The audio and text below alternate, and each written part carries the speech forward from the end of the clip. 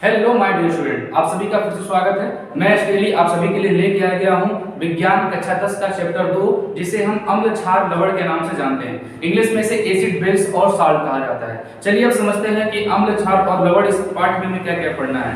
ये अम्ल क्षार और लवण इस चैप्टर में मौजूद पदार्थ के प्रकार ही है। पदार्थ जैसे मान लीजिए प्रकृति में बहुत सारे ज्यादा हैं, तो उनको इन्हीं तीनों रूप में हम बांट सकते हैं। कोई किसी को हम अम्ल कह सकते हैं, किसी को क्षार कह सकते हैं, किसी को लवण कह सकते हैं। जो पहले जमाने के लोग थे, जो प्राचीन काल के लोग थे, वो अम्ल और क्षार की पहचान स्वाद के द्वारा करते थे। जैसे मान लीजिए अगर किसी ने इमली खाया तो उसका स्वाद उन्हें खट्टा लगा, किसी ने नींबू खाया तो उसका भी स्वाद उन्हें खट्टा लगा, किसी ने सिरका पिया तो उन्हें भी उसका स्वाद खट्टा लगा। तो इन तीनों कंडीशन में उन्हें उनका स्वाद खट्टा लगा। और आज जाके हमें पता चला कि इन तीनों में अलग अलग टाइप के अम्ल पाए जाते हैं। जैसे मान लीजिए अगर किसी ने इमली खाया तो इमली के अंदर होता है टार्ट्रिक एसिड, यानी कि टार्ट्रिक एसिड की वजह से उसका स्वाद खट्टा हुआ। किसी ने नींबू खाया तो नींबू के अंदर होता है सिट्रिक एसिड, सिट्रिक एसिड की वजह से उसका स्वाद खट्टा हो गया। मान लीजिए किसी ने अगर सिरका पिया तो सिरके के अंदर पाया जाता है एसिटिक अम्ल, जिसकी वजह से उसका स्वाद खट्टा हो गया। यानी कि कहीं ना कहीं उन पदार्थों में मौजूद अम्लों की वजह से उसका स्वाद खट्टा लगा।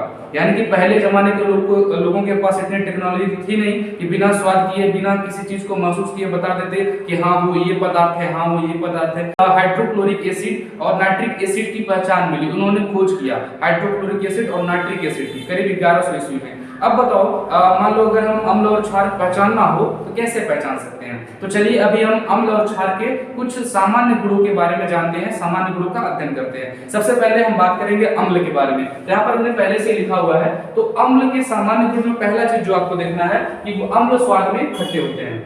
अम्ल कैसे होते हैं? अम्ल स्वाद में खट्टे होते हैं। दिमाग में बैठा लो, अब कोई भी आप खट्टा चीज खाते हो, इसका मतलब उसके अंदर कोई ना कोई अम्ल है। जैसा कि हमने बताया कि अगर आप इमली खाते हैं तो इमली के अंदर होता है टार्ट्रिक एसिड, तो इमली उस एसिड की वजह से खट्टा है, उस अम्ल की वजह से खट्टा है। अगर आपने नींबू खाया तो नींबू के अंदर होता है सिट्रिक एसिड, साइट्रिक एसिड, अब इसकी वजह से उसका स्वाद खट्टा हो गया। यानी कि पदार्थ खट्टे तभी होते हैं जब उनमें किसी न किसी प्रकार के अम्ल पाए जाते हैं। दूसरी चीज, लगभग सभी अम्ल जल में मिले होते हैं। जितने भी अम्ल आप देखेंगे वो सभी जल में मिले होते हैं। जैसे मान लो आप नींबू का जूस पीते हैं तो नींबू के अंदर होता है सिट्रिक एसिड। जब नींबू को ऐसे आप निचोड़ करके पानी के अंदर डालते हैं तो नींबू की अंदर की वो छोटी छोटी बूंदें पानी के अंदर घुल जाती हैं आसानी से, यानी कि ये जो अम्ल है वो पानी के अंदर घुल जाता है। चलिए अब आगे देखते हैं। मान लीजिए जितने भी प्रबल अम्ल होते हैं, चाहे जो भी अम्ल है, अगर वो ज्यादा पावरफुल है तो उसको आप किसी चीज के ऊपर डालोगे तो वो चीज को जला देगा। सामान्य एग्जांपल आप तेजाब देख सकते हैं। तेजाब को अगर हम किसी भी चीज पर डालते हैं तो उस चीज को जला देता है। सपोज दैट मान लीजिए अगर आप लैब में अपना प्रयोग कर रहे हैं, आपके हाथ पे अगर वो गिर जाए वो आपका सल्फ्यूरिक एसिड, तो उसको जला देता है। यानी कि एक संक्षारक की तरह काम करता है, उसको जलाने का काम करता है। इसीलिए अम्ल का सावधानी से यूज किया चाहिए, नहीं तो आपको जला भी सकता है, आपको ज्यादा हानि पहुंचा सकता है। आगे जो अम्ल होते हैं वो नीले लिटमस पेपर को लाल कर देते हैं। अब लिटमस पेपर क्या होता है? ये एक सूचक होते हैं जो अम्ल क्षार की सूचना दे देते हैं, यानी कि बिना स्वाद चखे बता देगा कि हाँ वो अम्ल है कि वो क्षार है। एक पेपर होता है, उस पेपर को जब आप डालेंगे अम्ल में तो लाल हो जाएगा। लाल हो गया यानी कि क्या है? वो अम्ल है। और एक सोल्यूशन होता है मेथिल ऑरेंज। मेथिल ऑरेंज एक सोल्यूशन होता है, उसके अंदर जब आप अम्ल को डालेंगे तो उसका जो कलर होगा वह गुलाबी हो जाता है। ये चीजें आपको ध्यान देनी है कि नीले लिटमस पेपर को अम्ल लाल कर देते हैं और मेथिल ऑरेंज में जो अम्ल का कलर होता है वो होता है गुलाबी। अब सवाल ये उठता है कि क्या किसी अम्ल के अंदर विद्युत धारा का प्रवाह किया जा सकता है? तो हाँ, बहुत आसानी से किया जा सकता है, क्योंकि अम्ल स्वाद में खट्टे होते हैं और जल में विलेय भी होते हैं। अब जब जल में विलेय हैं तो जल के अंदर घुल जा रहे हैं, इनका मतलब आयनिक हो जा रहे हैं। तो कोई भी आयन होता है वो विद्युत का चालक करता है, विद्युत का चालन करता है। यानी कि अम्ल जो होता है, अम्ल का जलीय विलयन विद्युत धारा का चालन करता है। एग्जाम्पल आपको आसान दे देते हैं, समझिए आपके घर में बैटरी होगी तो बैटरी के अंदर जो भरा गया है वो अम्ल है। सामान्य बैटरी देखते हैं उसके अंदर सल्फ्यूरिक एसिड डाली जाती है, अब तेजाब डाला जाता है, वो तेजाब क्या है? अम्ल ही तो है। हाँ वो अम्ल है, तभी तो बैटरी काम कर रही है। बैटरी का मतलब उसके अंदर विद्युत धारा है, तो अम्ल विद्युत धारा का चालन करता है। अब आता है अम्ल की अगली प्रॉपर्टी। तो जितने भी अम्ल हैं अगर उनका आप धातु के साथ अभिक्रिया कराएंगे, जितने भी मेटल्स हैं उनके साथ उनका रिएक्शन कराएंगे तो वो हाइड्रोजन गैस बाहर निकालते हैं। ठीक है, इन सभी प्रॉपर्टी को एक बार फिर से हम समझ लेते हैं। पहले हमने बताया कि अम्ल जो होते हैं स्वाद में खट्टे होते हैं।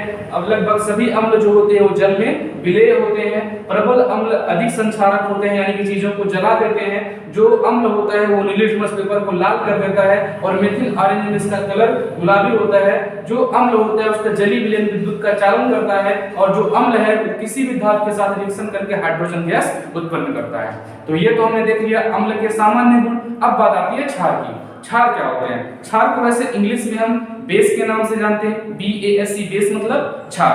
अब क्षार की भी अलग अलग प्रॉपर्टी होती है, जैसे अम्ल की होती है। जैसे हमने कहा कि अम्ल स्वाद में खट्टे लगते हैं, तो क्षार स्वाद में कड़वे लगते हैं, कसैले लगते हैं। यानी कि जैसे मान लीजिए साबुन, साबुन आपके घर में है ना, तो साबुन क्षारीय पदार्थ है, झाग देता है। तो जितने भी झाग देने वाले पदार्थ हैं वो क्षारीय हैं। अब मान लीजिए साबुन को आप लेके चख रहे हैं, जब आप साबुन को चखेंगे स्वाद कैसा लगता है साबुन का? आज चख के देख लेना घर पे, कड़वा लगेगा, कसैला लगेगा।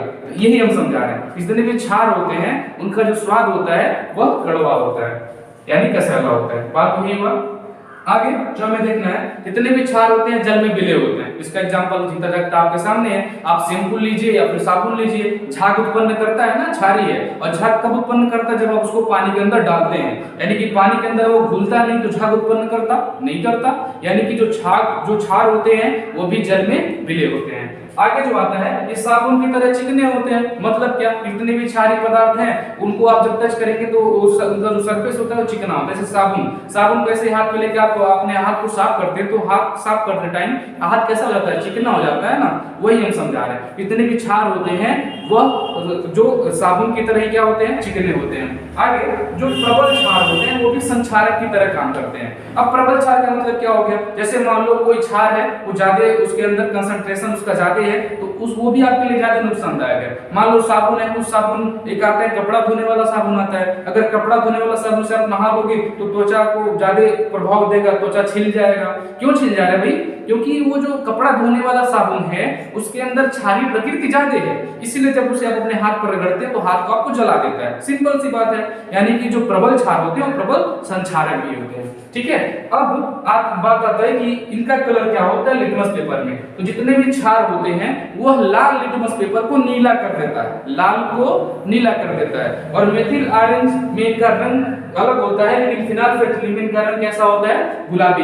फिनाइलफेथिलीन में एक सूचक है, एक सॉल्यूशन है। इसके अंदर जब आप क्षार को डालेंगे तो उसका सॉल्यूशन क्या कर देता है? गुलाबी। देखो बच्चों को ज्यादा कंफ्यूजन इन्हीं चीजों में रहता है कि कौन किसको लाल पीला कर रहा है। ठीक है। अब मेरे साथ समझना क्या होता है।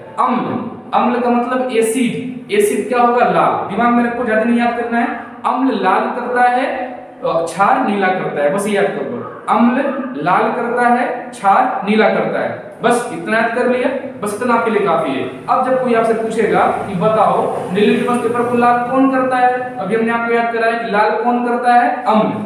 अम्ल अगर होगा, अम्ल क्या करता है?